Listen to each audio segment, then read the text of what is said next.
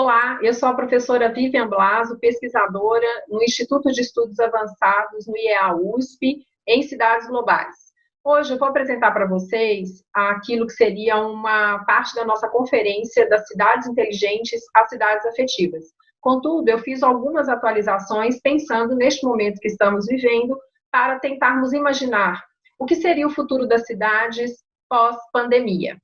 Eu vou compartilhar com vocês, então, algumas telas para que vocês possam ir acompanhando a nossa conferência. Então, a nossa proposta inicial seria apresentar a questão das cidades inteligentes às cidades afetivas, como seria esse processo de transição. Gostaria também de fazer aqui um adendo a respeito dos meus projetos. Além de pesquisadora no Cidades Globais, eu sou idealizadora do projeto Cidades Afetivas e professora na FAAP, nas áreas de comunicação, consumo e moda. Bom, para falar das cidades, é interessante a gente parar um pouco para poder refletir a respeito dessa questão que está relacionada, mas o que seriam as cidades?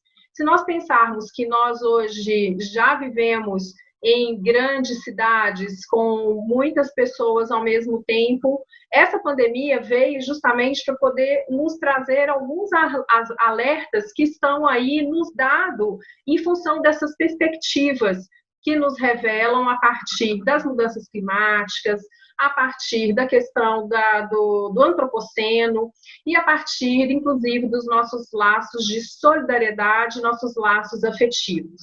Bem, eu trouxe alguns pontos, então, chaves para começar essa reflexão. Recomendo para quem não assistiu o filme Parasita. No filme Parasita, a gente pode fazer várias analogias em relação ao que o futuro estava nos revelando. A primeira grande questão que está em jogo é como cidades vão se reorganizar, como o sistema econômico mundial vai se reorganizar frente a uma questão que ela já está, né, dentro do nosso processo do capitalismo, que é a questão da desigualdade social.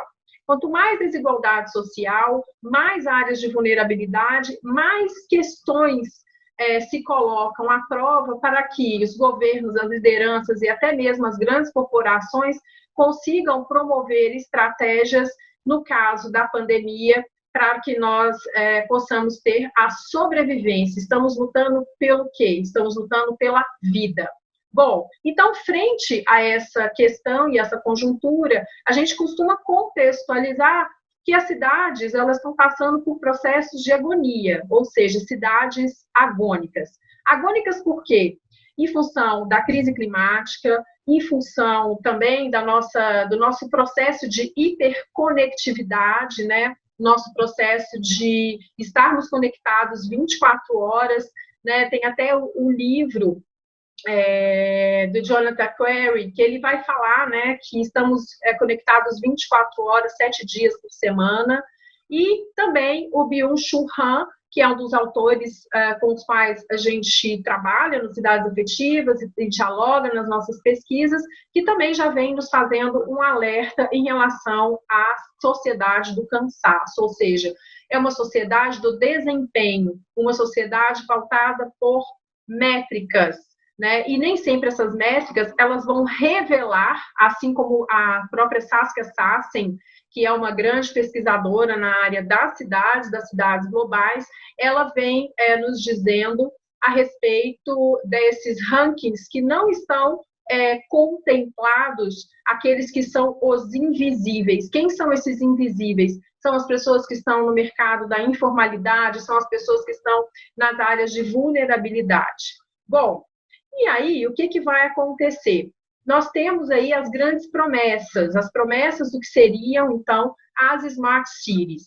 As Smart Cities são propostas de acoplar a questão da tecnologia, né, alinhada a processos de governança, e a partir desses processos de governança, para que esses projetos corporativos, e muitas vezes em parceria com o setor público, através de parcerias público-privadas, elas possam ter condições, através dos dados, de proporcionar um gerenciamento melhor e cotidiano do consumo. Se a gente for pensar na questão do antropoceno e formos pensar em relação aos impactos relacionados ao consumo, o momento que a gente freia este consumo, o que acontece inevitavelmente, eu vou mostrar para vocês, nós temos então uma recuperação das questões naturais. Qual é a grande questão, qual é o grande nó que está posto para que a sociedade como um todo, no processo coletivo e participativo, possa refletir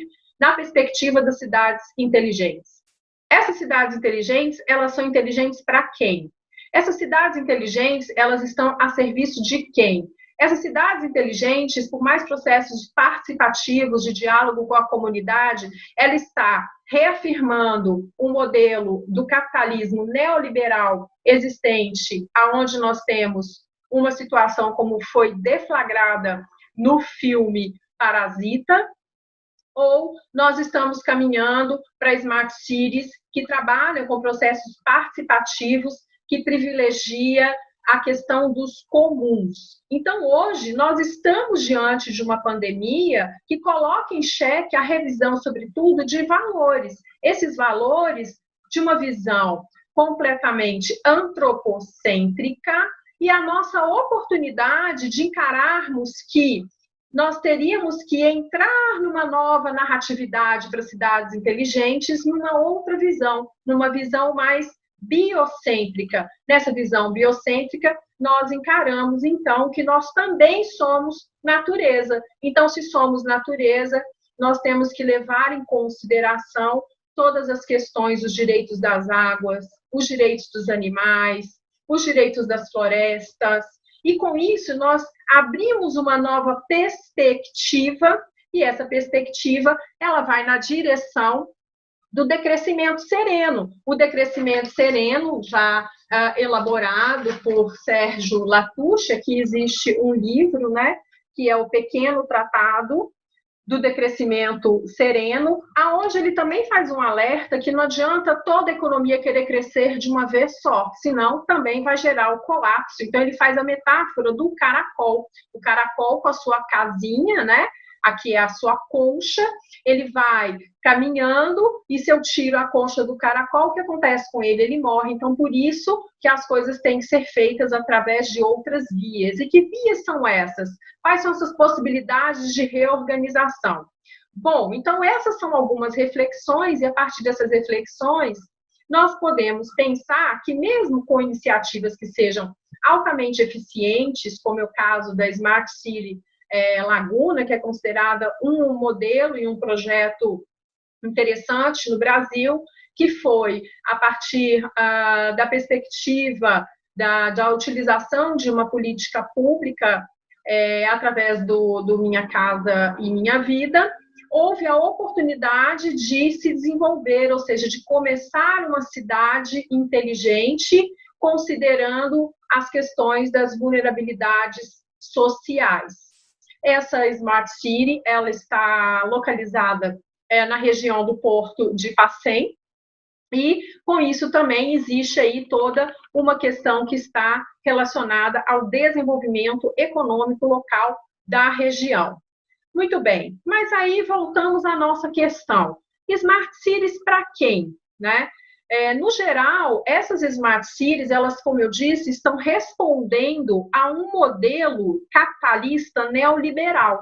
Ou seja, aonde eu tenho processos de possibilidades para possibilitar, né, o capitalismo e a financiarização do mercado, né? O que vai acontecendo com essas Smart Cities? Elas também vão sendo dotadoras de rankings, elas vão levando possibilidades de desenvolvimento local, mas, de novo, eu volto com muitas questões que são, inclusive, de ordem da ética, né? Porque se nós formos pensar que essas Smart Cities, elas estão respondendo a projetos privados, ou seja, esses dados, inclusive, que são gerados, são dados para usos que no futuro vão servir para mediar e pautar novos produtos e novos serviços. Do ponto de vista do governo, quando ele faz o uso desses dados para gerar, né, para fazer toda essa gestão que está relacionada, por exemplo, a dados de saúde, que está relacionado à empregabilidade, é até interessante, mas o que está de fato em jogo é o quanto esses dados, quando eles são encarcerados, quando eles estão acoplados a interesses que são ou do Estado ou só das corporações, eles de fato estão considerando formas de diálogo permanente com a população, ou seja, com a sociedade.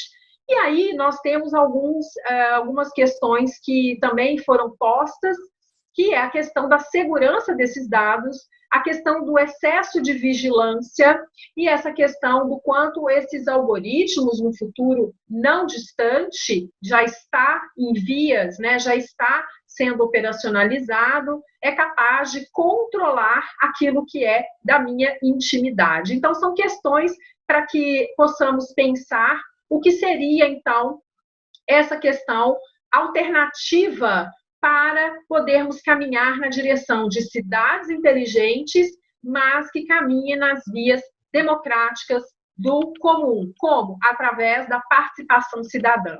E aí nós temos hoje já em andamento alguns projetos e alguns processos onde essas cidades Smart Cities, elas estão se transformando em cidades, né, cidades digitais, e esses dados, eles estão sendo levados para que a própria população se reorganize, ela tenha um conhecimento, ela tenha uma experiência a partir dessa geração de dados, e com isso, os cidadãos, eles têm uma forma, inclusive, mais engajada na fomentação, inclusive, de políticas públicas. O primeiro grande caso que nós temos é o caso de Barcelona, que é o City Data Commons. Esse case, ele é super interessante porque ele vem de um movimento que é um movimento ativista, que é uma característica do século XXI. Os movimentos e os ativismos tomando conta de pautas de governo, de pautas que são comuns, que estão relacionadas à questão ao direito à cidade, né? Então, é uma questão que nós podemos refletir e pensar é possível uma transição da cidade Smart City neoliberal para uma cidade Smart City democrática que privilegie a questão dos interesses comuns? Então, são questões para refletirmos.